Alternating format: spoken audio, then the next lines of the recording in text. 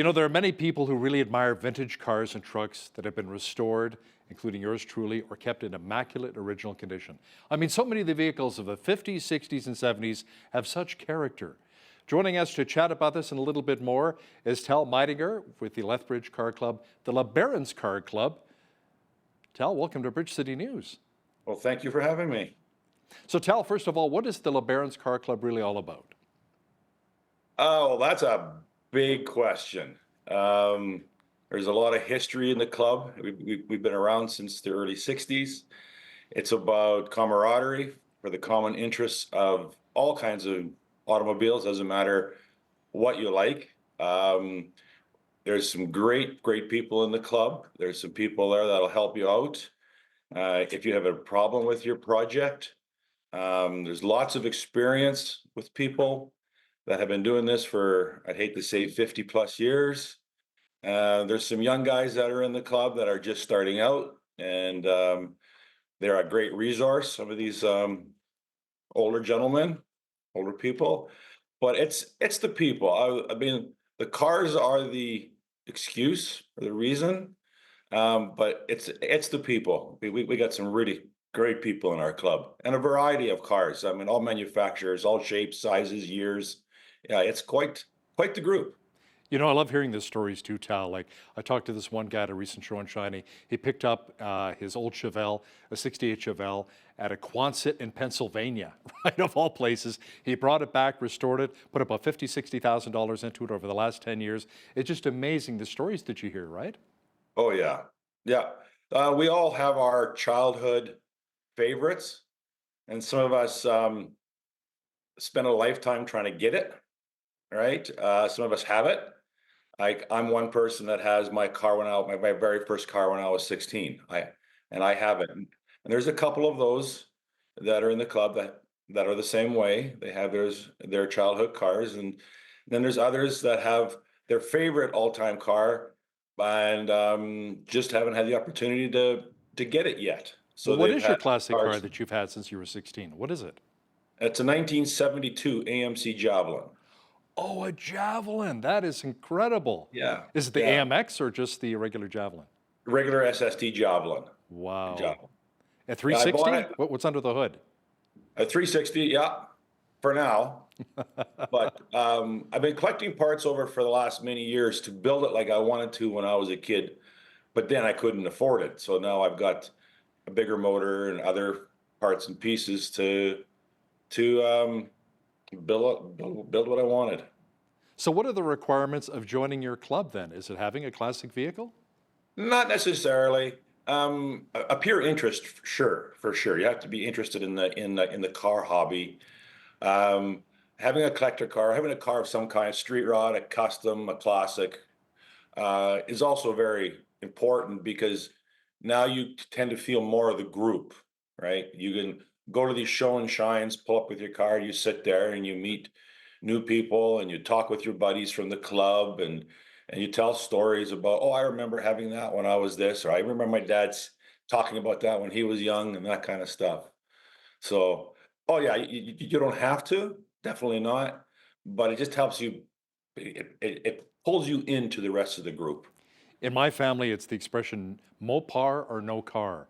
Yeah, I mean, I love the Challengers, the Chargers, the Cudas. You know, I was watching Barrett Jackson auction the other day, and there was a 70 or was a 71 Cuda ragtop, numbers matching Hemi, Emmy. 426 Hemi. I think it was in the plum crazy purple in a ragtop, like I said, and went for over $1 million. It's just Mhm. amazing how much some of these classic vehicles are bringing in now. Oh, and that's where I feel what's happening is it's the people in their late 50s and 60s, the 50s and 60s people, the baby boomers, we'll call them the late baby boomers. They now have the financial means to get their favorite car, right? So when that car came out, that Cuda came out in 70 or 71 or whatever. Could you imagine if you were 16 and seen that car? I want that car. Now that you're 50 or 60 and you've had, a good life, you can financially afford it, then you go after it, Yeah, right? it And might that's be a few more when years some of these, before I can afford the 1.5 million US for my yeah, dream car, that yeah. 71 Cuda ragtop.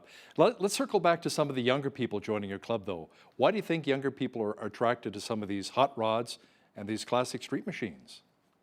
That's a very interesting question. We don't see as many 20-year-olds. When I say younger, I'm over 60. So when I say younger, I mean 30s and 40s, like they're in their 30s or 40s. Um, we got a couple of them there that are in their 30s, and they just like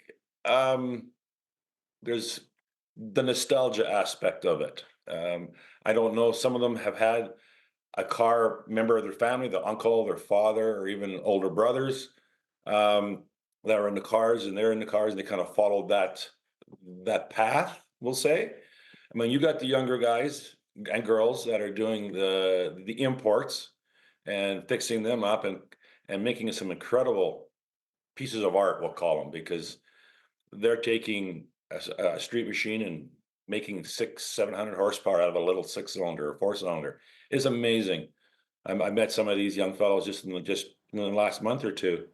But eh, our hobbies tend to circle around the 20s to the 70s cars. That's kind of our car club. That's where it works on it. So we don't see a lot of the 20-ish people getting into that era of car. And there's a couple of reasons for that. Is when you start building a car from scratch, it's a project that's 4, 5, 6, or even longer, period. The younger people like more now. Let's buy this part. Let's clean it up, fix it up, paint it, put it on our vehicle, but still maintain driving their vehicle because their daily driver is their hot rod. Where we in our club, our hot rod is a project. It's a fun thing. We have other vehicles that we can use to drive around and do our daily business. You know, it's So they're incredible the stories I hear again about people doing frame off restorations for some of their classic vehicles. You know, pans, trunk, they have to put everything into it. And sometimes Mhm. it takes years and tens of thousands of dollars. And trying to find the parts too, Tal. Let's talk about that. Where do you get the Oh, parts? yeah. If you're building a Ford, Chevy, I'm going to talk about the 30s and the 40s, let's say, and 50s.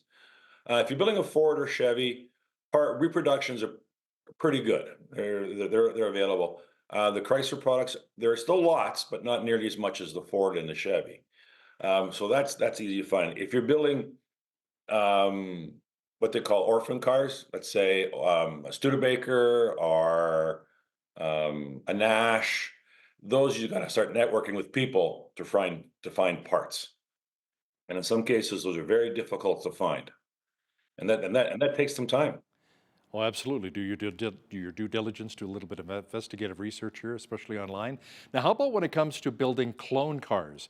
Can you explain what those are? Those clone cars. Another name is tribute car. Is they're basically duplicating an existing car that was built, let's say in 1969, something or another. They're taking a body that looks the same and they're making it look like it was in 69. Like you'll take a 69 Mustang Shelby and you can buy parts to make it look like a 69 Shelby. Or you can buy parts for a Nova, for example, and make it a Copo. That's an acronym. I'm not quite sure what it means, but or a Camaro. They can get the stickers, the badging, and it duplicates what it was back in the day, which is a very rare car. So, But when you insure yeah, it, it's not going to be the value of a true SS, let's say a 69 Chevelle SS, because it's a, like you said, a tribute or a clone car.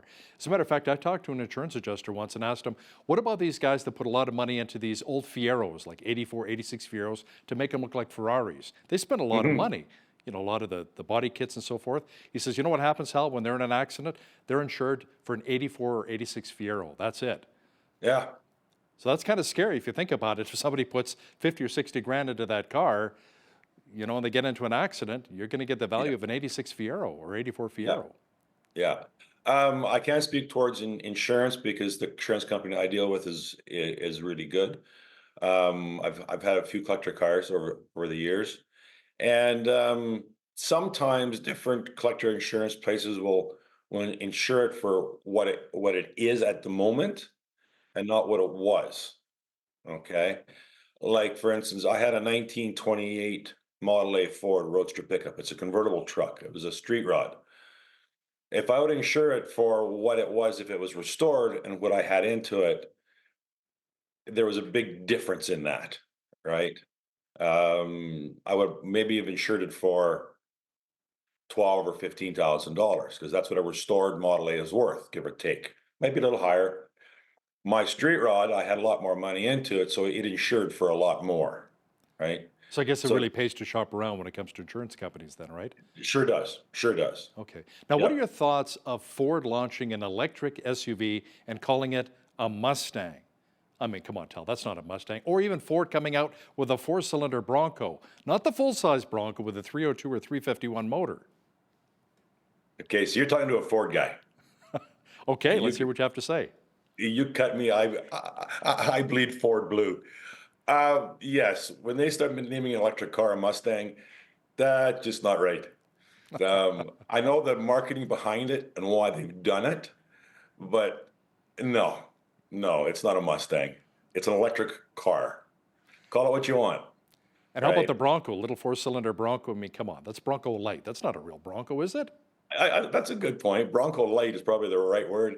I don't know if that's been turbocharged and all kinds of whizziness, but I think what they're trying to do is they're trying to create a product for the masses, right? So if somebody wants a Bronco just to drive around town, no off-roading, the four-cylinder probably gets them the fuel economy they want.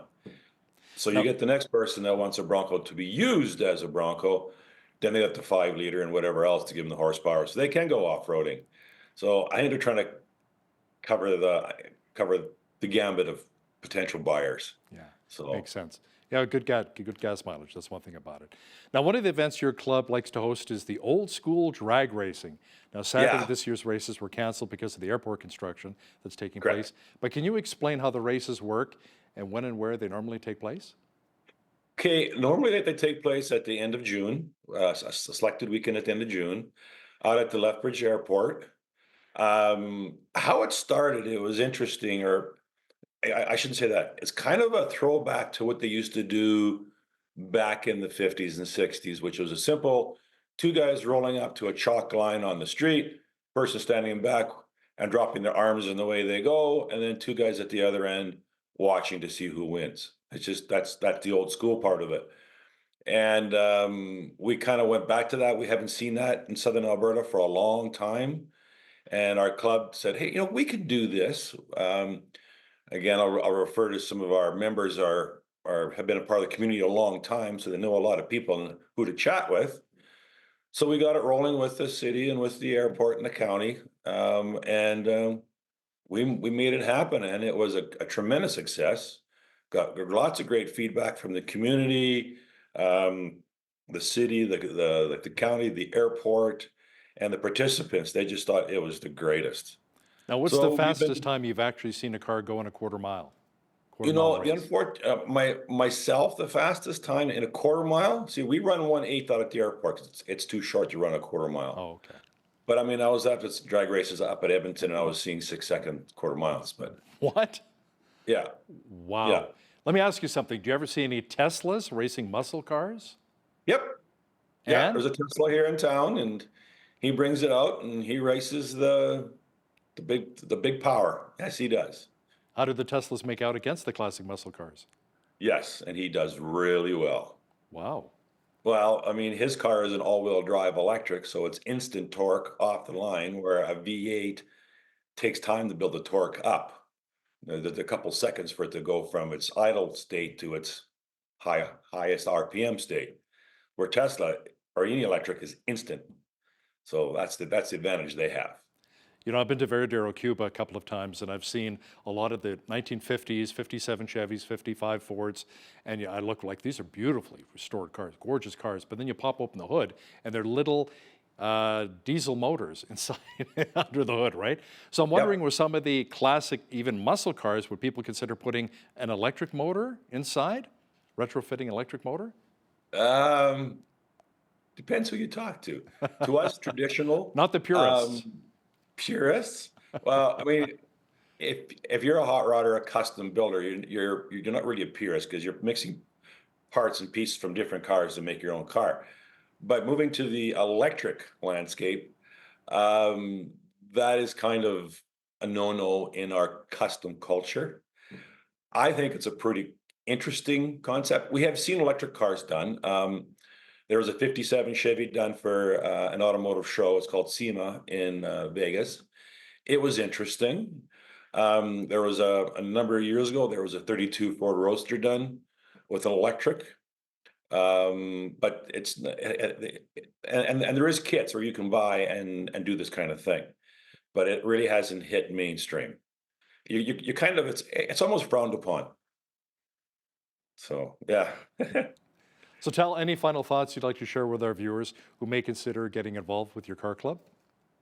Well, we meet the first Tuesday of every month. If you're interested in the club, go online, just Google the Barron's Car Club. You'll find us. There's a contact in there. You send an email, and we'll get back to you, give you some more information, and see if it fits who you are. Tal Meidinger is with the LeBaron's Car Club here in Lethbridge. Tal, thanks so much for your time today. Anytime. Thank you very much.